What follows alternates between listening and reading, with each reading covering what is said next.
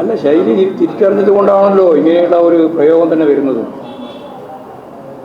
ഉടനെ നിങ്ങൾ ഉദ്ദേശിക്കുന്നത് മുഖ്യമന്ത്രിയുടെ ശൈലിയെ സംബന്ധിച്ചല്ലേ? അതില്ല. അത് ഞാനിപ്പോൾ തന്നെ ഉറപ്പിച്ച് പറയുക.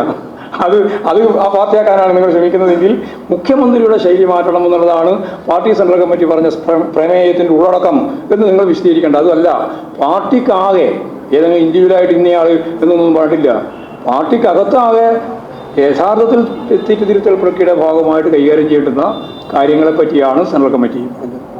ആ സംസ്ഥാന കമ്മിറ്റി തന്നെ പറഞ്ഞാണ്. മുഖ്യമന്ത്രിക്കായാലും പാർട്ടി സെക്രട്ടറിക്കായാലും പി മെമ്പർമാർക്കായാലും ആർക്കായാലും അവരിൽ ഉണ്ടാവുന്ന എന്തെങ്കിലും തെറ്റോ തിരുത്തേണ്ടതായോ കാര്യങ്ങളോ ഉണ്ടോ അതെല്ലാം തിരുത്തും. അതിലൊന്നും സംശയം വേണ്ട.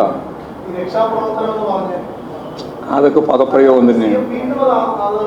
അപ്പോൾ അതിൻ്റെ അർത്ഥം എന്ന് പറഞ്ഞാൽ അത് തന്നെയാണെന്നല്ലേ അതിൻ്റെ അർത്ഥം.